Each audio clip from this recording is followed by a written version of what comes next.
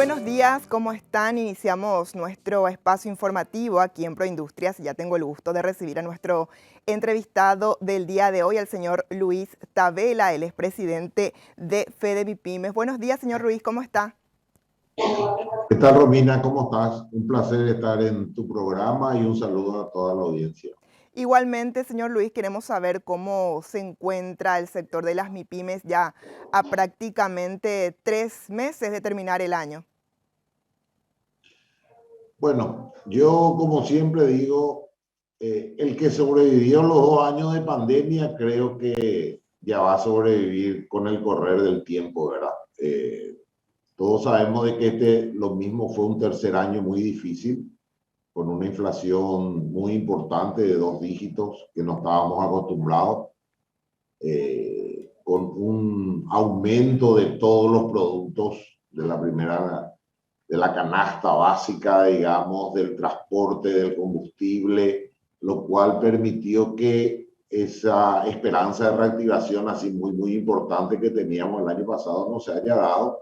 Pero sin embargo la economía empezó a mejorar, ¿verdad? Empezó a moverse, no a los niveles todavía evidentemente del 2019, pero empezó a moverse, sobre todo los sectores que estaban muy golpeados durante los 2 años de pandemia. Ellos sí empezaron a moverse bastante bien y están recuperándose, ¿verdad? De hecho que esta recuperación va a ser lenta porque la mayoría de las empresas tomaron créditos en el 2020 y en el 2021 y bueno, y ahora hay que empezar a pagar, ¿verdad? Entonces, seguimos insistiendo que el Banco Central tiene que tomar algunas medidas donde flexibilicen estos créditos y se pueda reprogramar como para que se pueda acceder a créditos nuevos para poder cargar el negocio en el caso del sector comercial o comprar materia prima en el caso del sector industrial, ¿verdad?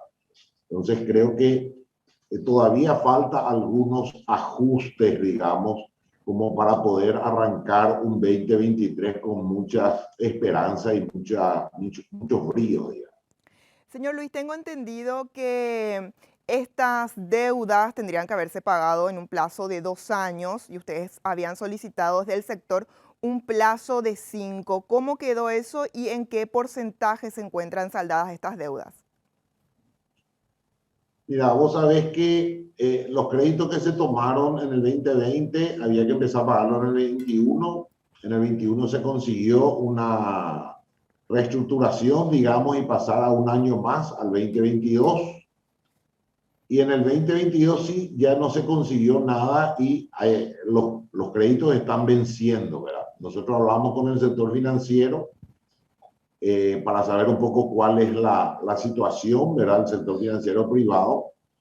Y ellos también son de la idea de que el Banco Central tiene que ampliar la resolución que venció en diciembre del 2021, que permitía a las empresas reprogramar sus deudas y al sector financiero no tener que previsionar estas deudas, ¿verdad?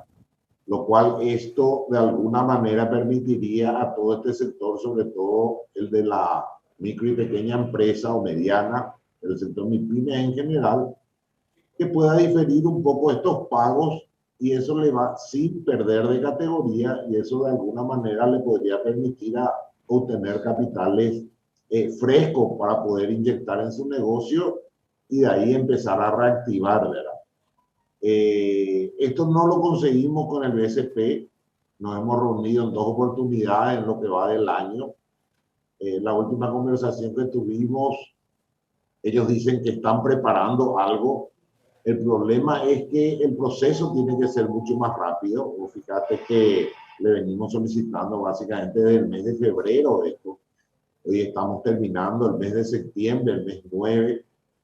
Está terminando el año y todavía no tenemos ninguna respuesta, ¿verdad? Lo que solicitamos es, digamos, el mismo tratamiento que le dieron al sector del agro y al sector ganadero refinanciando sus deudas sin que el sector financiero tenga que previsionar, ¿verdad?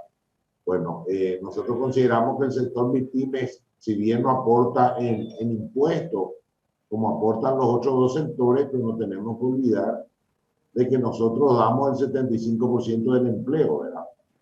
Que no es poca cosa. Este sector MIPYME con este 75% del empleo es la que está moviendo la microeconomía, lo cual es sumamente importante para generar un consumo. Entonces creemos que es un sector importante y nos tienen que tomar en serio y se nos acaba el tiempo. Esa es la realidad, se acaba el tiempo. Entonces, al final, ¿en cuánto tiempo quedaron para poder financiar esta deuda, señor Luis?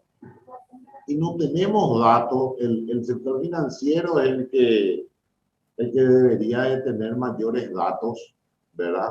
Nosotros no tenemos números, vos sabés que es difícil conseguir que las personas te digan cuánto deben, ¿verdad? Sobre todo desde la óptica de la federación. Nosotros hablamos con los diferentes presidentes de gremios.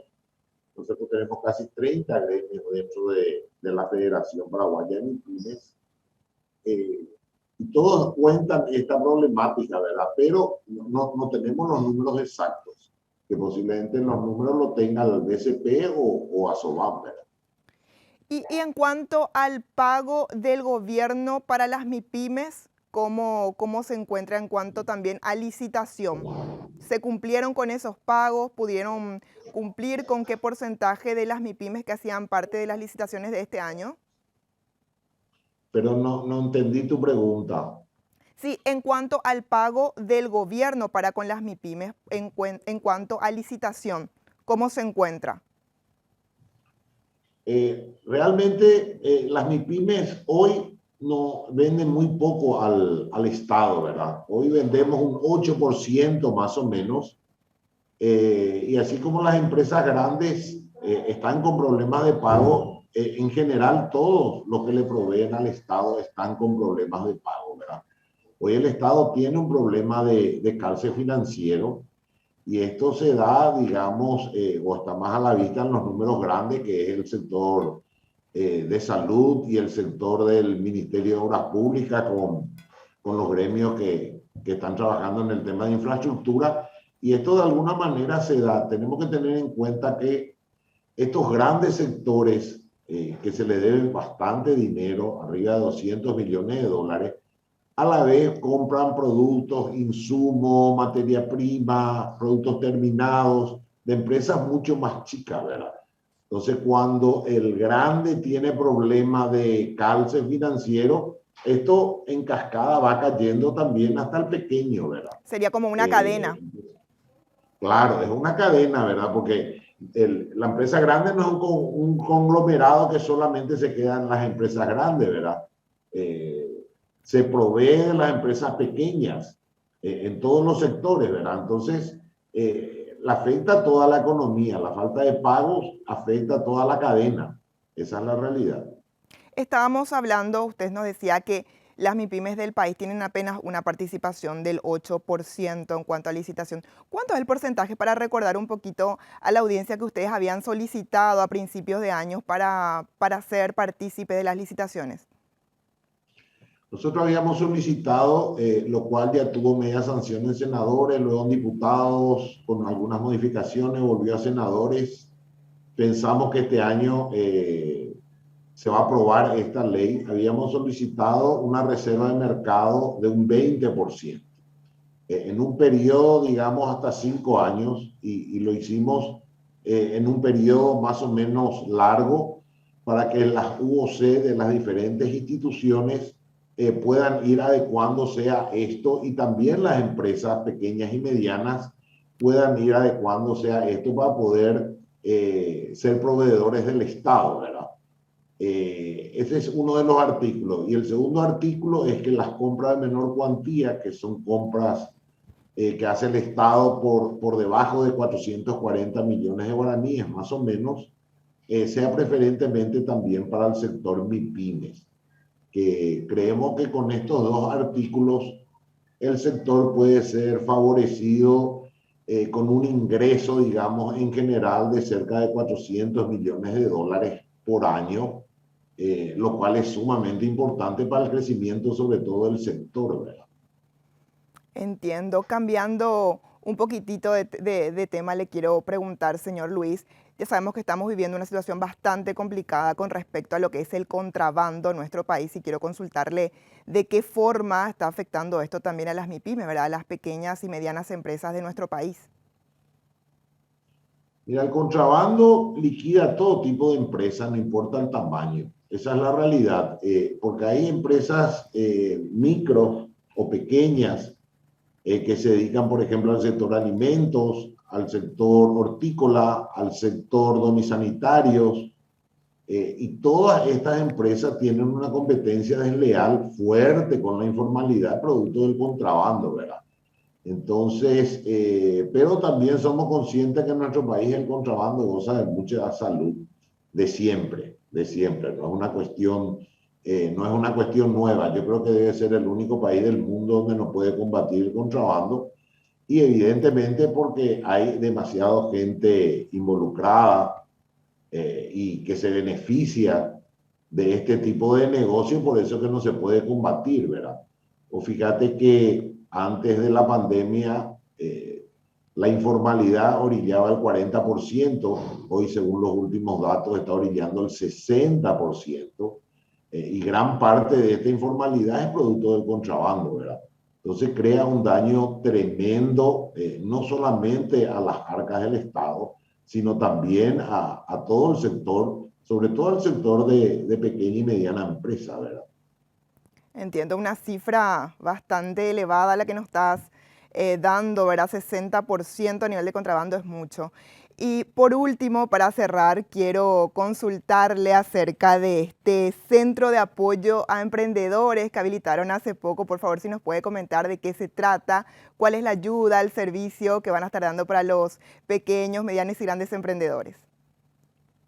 Sí, el CAE es un proyecto con apoyo del gobierno de Taiwán que se generó en el Ministerio de Industria y Comercio a través del Viceministerio de MIPYMES. Se crean 8 centros, uno en Asunción, también en el Departamento Central y en el interior. El gobierno de Taiwán equipa estos centros con computadoras, con equipamiento, digamos, mobiliario, y el Ministerio de Industria y Comercio va a proveer los consultores. Es una unión de la triple hélice que ahora se conoce que es el sector público y privado. Normalmente estaba unido el sector público y privado y ahora se unió también las universidades, ¿verdad? Entonces, con la unión de las tres hélices es donde se forman estos centros de apoyo y es una posibilidad que van a tener los emprendedores o la empresa que ya tiene unos años y necesita formarse o necesita hacer alguna consulta. En estos lugares va a tener esa posibilidad. También se van a crear networking y son espacios donde ellos puedan reunirse con sus clientes o puedan realizar cursos o puedan recibir asesoramiento tanto financiero como de capacitación en general, formaciones en general. Creo que es un paso muy, muy importante que se dio este año y que se va a ir consolidando a partir del año que viene, ya con la introducción de los consultores en forma fija, ¿verdad? Porque la mayoría de los gremios no tienen los recursos como para poder mantener estos consultores, y bueno, lo va a hacer el ministerio y creo que es importante porque los gremios conocen realmente la realidad de sus socios y conocen también los problemas de sus socios. Entonces se va a hablar el mismo idioma, tanto el consultor que va a estar apoyado por el gremio y el socio que va a venir a recibir este apoyo dentro de la misma asociación, ¿verdad? O del mismo local del gremio.